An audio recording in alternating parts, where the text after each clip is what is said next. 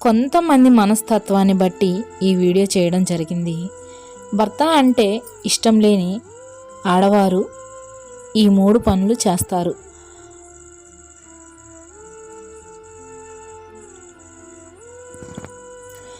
భర్త అంటే ఇష్టం లేని స్త్రీలు ఈ 3 పనులు చేస్తారు. మొదటిది, భర్త ఎప్పుడు తప్పు చేస్తాడా, ఎప్పుడు తప్పుగా మాట్లాడతాడా అని ఎదురు చూస్తూ ఉంటారు.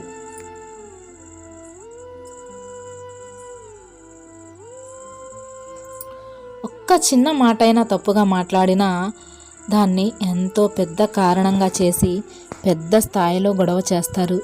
రెండవది, తమ భర్త కష్టానికి, తమ భర్త స్థానానికి ఎన్నడూ మర్యాదనివ్వరు.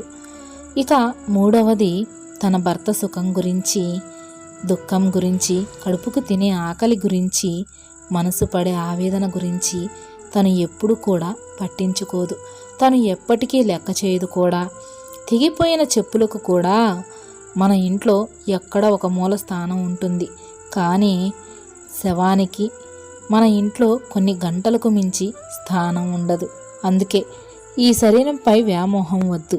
మనం చనిపోయినా మన మంచితనాన్ని తలుచుకునేలాగా గొప్పగా బ్రతుకుతాం. మీ మనసును గాయపరిచిన వారిని మర్చిపోండి, కానీ మిమ్మల్ని ప్రతిరోజు ప్రేమించే వారిని మాత్రం ఖచ్చితంగా గుర్తుంచుకోండి. మిమ్మల్ని ఏడిపించిన గతాన్ని కూడా మర్చిపోండి, కానీ మీ చిరునవ్వులకు కారణమవుతున్న వర్తమానంపై దృష్టిని కేంద్రీకరించండి. మీ బాధను కూడా మర్చిపోండి, కానీ అది నేర్పిన పాఠాన్ని మాత్రం ఎప్పుడూ మర్చిపోకండి. డబ్బుతో నువ్వు ఇల్లును కొనవచ్చు, కానీ కుటుంబాన్ని కాదు. డబ్బుతో నువ్వు గడియారాన్ని కొనవచ్చు, కానీ సమయాన్ని కాదు. డబ్బుతో నువ్వు పాన్పును కొనవచ్చు, కానీ నిద్రను కాదు.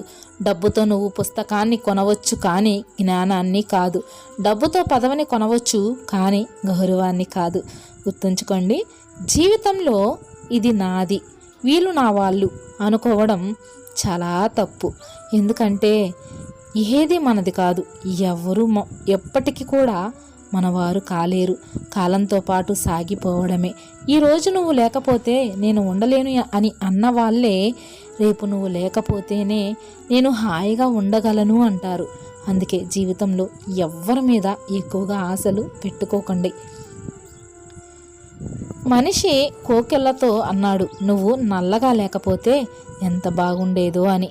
సముద్రంతో అన్నాడు, నువ్వు ఉప్పగా లేకపోతే ఎంత బాగుండేదో అని. గులాబీతో అన్నాడు, నీకు ఇలా ముళ్ళు లేకపోతే ఎంత బాగుండేదో అని. అప్పుడు ఈ 3 కలిసి మూకుమ్మడిగా ఇలా అన్నాయి, ఓ మనిషి, నీలో ఇలా ఇతరుల లోపాలు వెతికే గుణం లేకపోతే నువ్వు ఇంకా ఎంతో అందంగా అద్భుతంగా ఉండేవాడివి అని.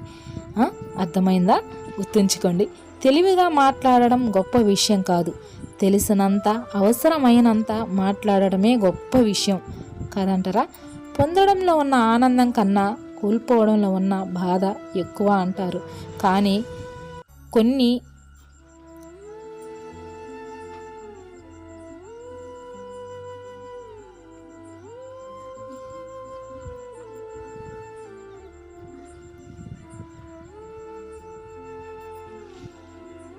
కొన్ని కోల్పోవడంలో కూడా ఎంతో ఆనందం ఉంటుంది కాదంటారా? రాజీ పడాల్సిన చోట యుద్ధం చేయడం ఎంత తప్పో, యుద్ధం చేయాల్సిన చోట రాజీ పడడం కూడా అంతే తప్పు. మనిషికి భగవంతుడు ఇచ్చే సమస్యల కన్నా తనకు తాను కొని తెచ్చుకునే సమస్యలే ఎక్కువ.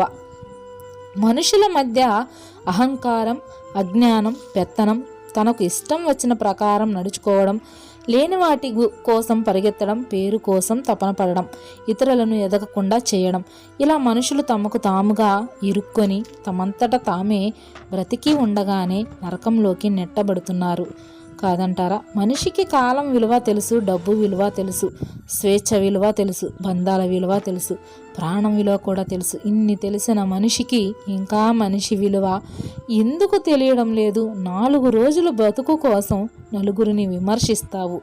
5,000 నోట్లోకి వెళ్ళేయడానికి 7 లోకాలతో పోరాడతావు. చివరికి మిగిలేది బూడిదేనని తెలుసుకోలేక ఎందుకని ఆరాటపడతావు? ఆ సిద్ధాంతం ఈ సిద్ధాంతం అంటూ అలుపెరగని పోరాటాన్ని చేస్తావు.